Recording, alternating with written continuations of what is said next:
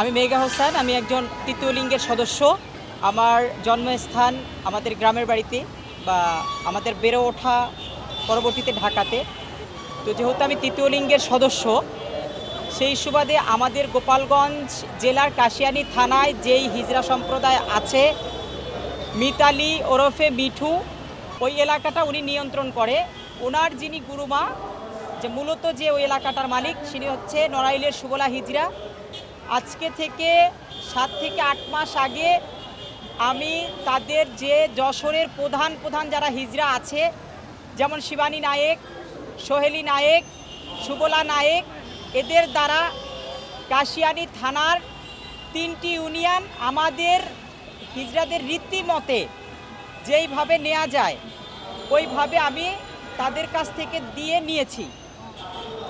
তাদের খুশনামা বলেন, তাদের হচ্ছে আমাদের স্বর্ণের যে বিষয়গুলো থাকে, আংটি টাংটি দিয়ে করতে হয়, আমাদের পরিপূর্ণভাবে আমি নিয়েছি আজকে থেকে 7 থেকে 8 মাস আগে। তো নেওয়ার পরে আমাকে তখন তারা 5টা ইউনিয়ন দিয়েছিল।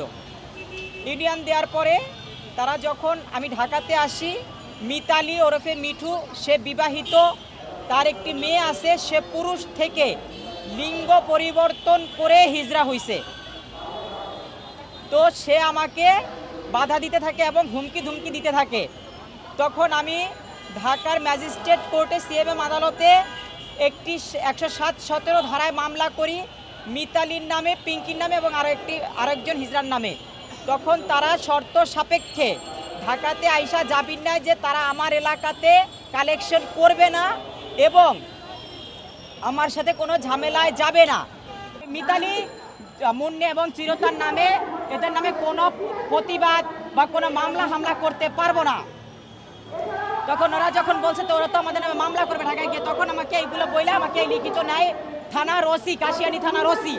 নেওয়ার পরে কাশিয়ানী থানার ওসি ওদেরকে বলে আর কোনো সমস্যা নাই, লিখিত নিয়ে নিছে, ও যদি পারে কিছু করুক, আর কোনো সমস্যা নাই।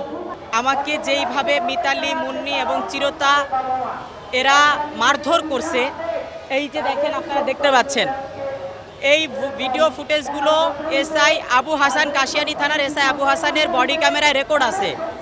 এবং কি থানার ওসিকে আমি বারবার মামলা করতে চাইলেও কাশিয়ানী থানার ওসি আমার থেকে মামলা নেয় না।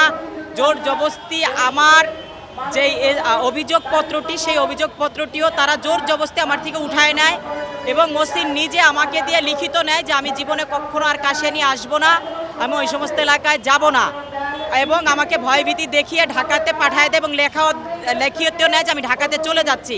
আমি মাননীয় প্রধানমন্ত্রী এবং স্বরাষ্ট্রমন্ত্রী এবং আমাদের পুলিশের আইজিপি এনাদের কাছে আকুল আবেদন জানাচ্ছি যে আমাদের যে হিজড়া সম্প্রদায়, আমি যাদেরকে নাম বললাম, এই 3 জনকে দয়া করে মেডিকেল টেস্ট করা হোক যে এরা আসলেও কি প্রকৃত হিজড়া কিনা পুরুষ। এদেরকে মেডিকেল টেস্ট করা হোক যে ওরা পুরুষ না হিজড়া। আর আমার উপরে যে নির্মম নির্যাতন, আমাকে অপহরণ করা হয়েছে, কাশিয়ানী থানার পুলিশ আমার মামলা নেয় নাই, যাতে আমি সুষ্ঠু বিচারটুকু পাই, এদেরকে যেন আইনের আওতায় আনে, গ্রেফতার করে, এই বিষয়টুকু যেন মাননীয় প্রধানমন্ত্রী দেখেন।